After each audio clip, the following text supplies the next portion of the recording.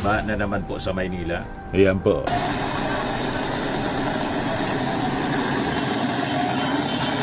Nabara.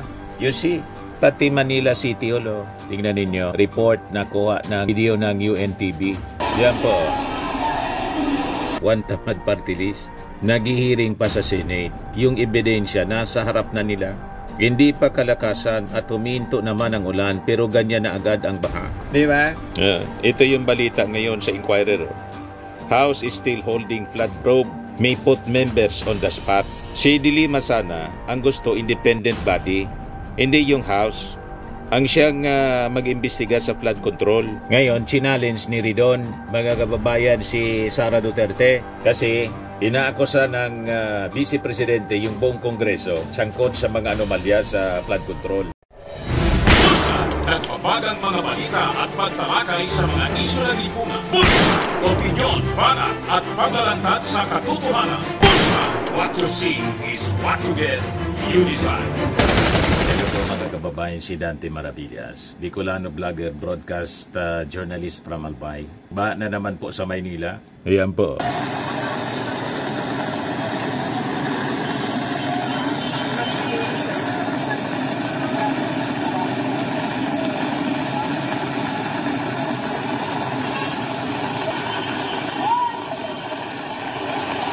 Sabi dito sa report ng Philippine Star, students and other pedestrians wade through gutter deep floodwaters along Calao, Taft Avenue, UN Avenue in Manila.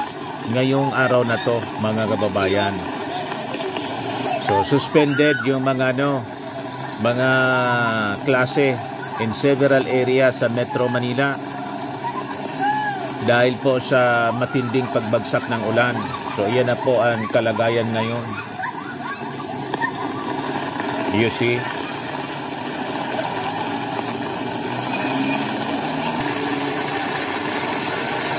Kada pagbagsak ng ulan, mga kababayan, sa Metro Manila, yun na po ang kalagayan. Mabilis yung pagtaas ng tubig baha. Kasi nga po, palpak yung mga flood control projects. At saka, dahil po sa ginawang Dolomite Beach ng previous administration, plus yung mga reclamation na ginawa po sa Manila Bay, na yung mga daluyan ng tubig, lahat kasi yan papuntang dagat, nabara, sumikip, nabara. You see, pati Manila City Hall, oh. Tingnan ninyo, report na kuha ng video ng UNTV. Yan po. Pinasok na mismo yung Manila City Hall. You see? Yan o. Ang dumi-dumi pa naman ng tubig baha, mga kababayan, kasi madumi yung paligid. Yan, Santo. Along Rojas Boulevard, below Buendia Flyover.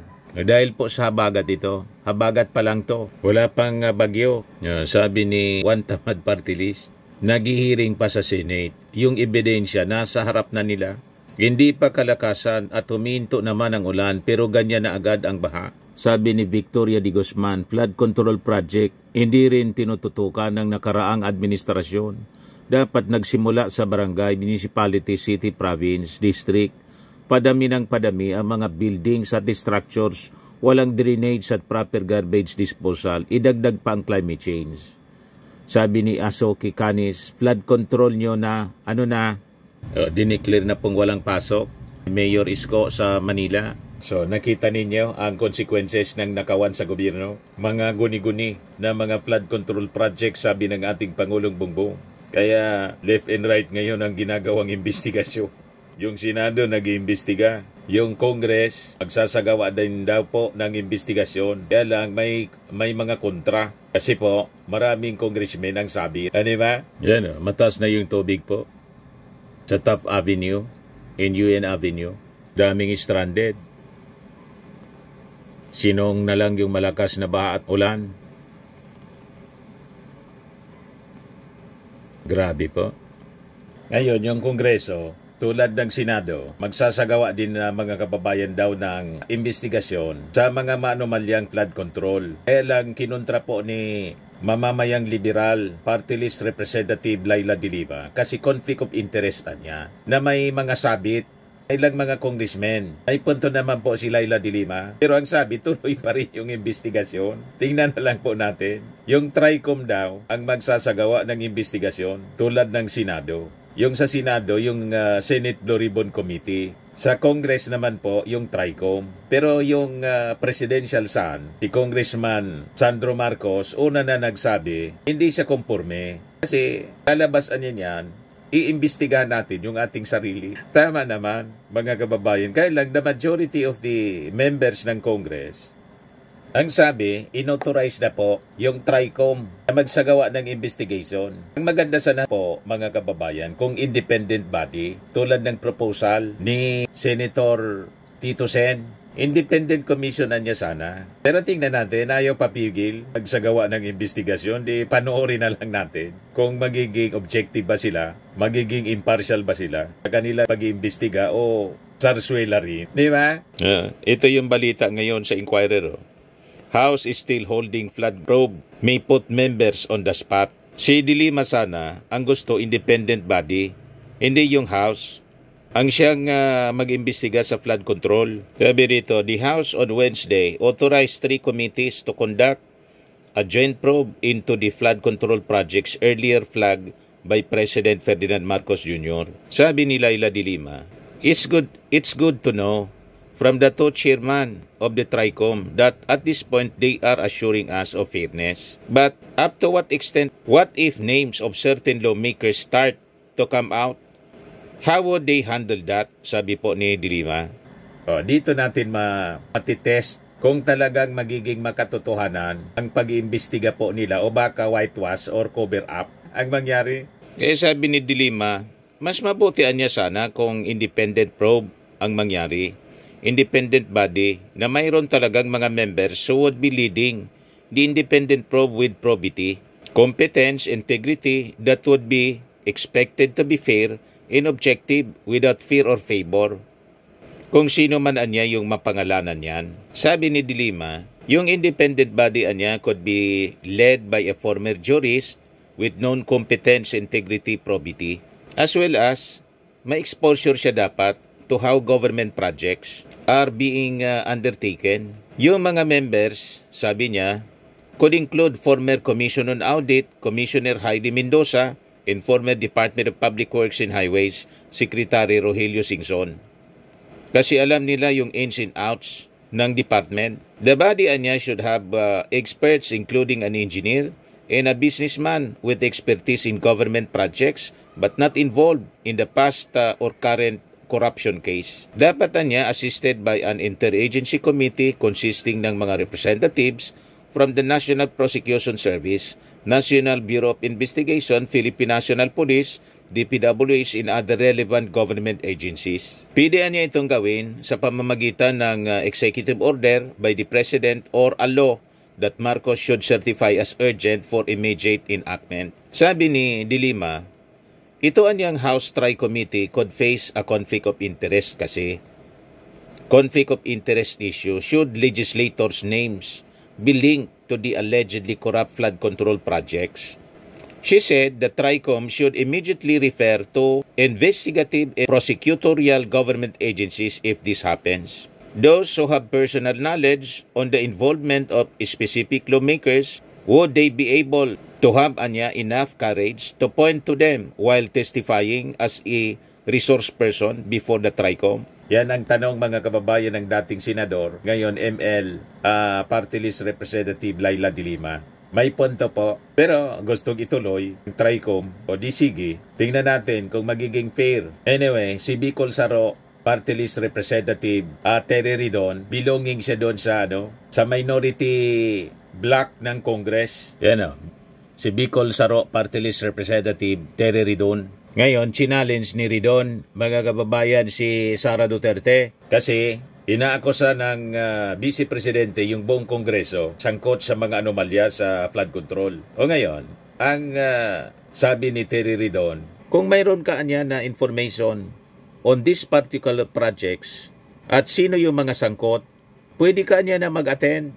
Tama. Parang si Magalong, ipatawag ninyo pati si Magalong para yung kanyang mga sasabihin na may mga sangkutan niya dyan na mga congressmen, siya na yung magpangalan sino-sino na mga congressmen. It should be supported by documents, mga ebidensya. Dapat specific Kasi napipiko na yung ibang mga congressmen. Kung may kalaban ka niya, sabi ni Richard Gomez, pinatamaan si Mayor Magalong. Sabihin mo anya kung sino. Hindi yung nilalahat mo. Tama naman po. Dapat specific. Yan o. Sabi dito sa report ng News 5, she can be invited. Sinabi ni House Committee on Public Accounts Chairperson at Bicol Saro Representative Terry Ridon na maaari nilang imbitahan si Vice President Sara Duterte sa pagdinig ng committee kung may alam siya kaugnay ng issue ng flood control projects. Kasunod ito ng naging aligasyon ng Vice Presidente patungkol sa mga kongresista na umano'y sangkot sa anomalya ukol dito. Tingnan natin kung mag-attend, invite po ninyo. Itanong na ninyo sa Vice Presidente kung bakit hanggang ngayon binabaha pa yung Davao City tulad ng Metro Manila in other areas sa ating bansa despite ng 51 billion pork barrel fund na natanggap ni Pulong. At sino yung mga contractors doon? Yung isa sa mga contractors doon sa Davao, kapatid ni Senator Bungo. Pero si Bungo po, nag-Poncio Pilato na.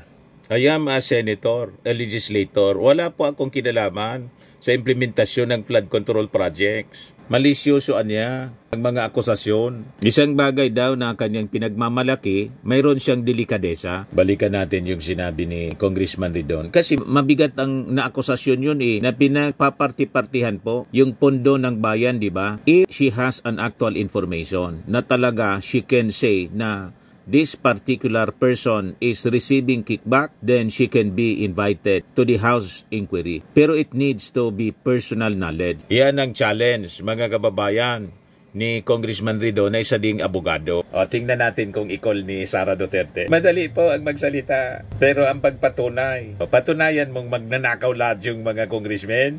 O, di wow. Para ipasara na natin yung kongreso. Buong kongreso, ipasara natin. O ngayon, sabi dito sa balita ng News 5, 3 daw na mga senador iniimbestigahan sa umano'y pagtanggap ng donasyon mula sa contractors. Ang alam natin, 2. So, 3 na pala. Yung 2, si Chis Escudero, 30 million. Siya mismo yung nag-amin, press con. Tapos si Joel Villanueva, 20 million.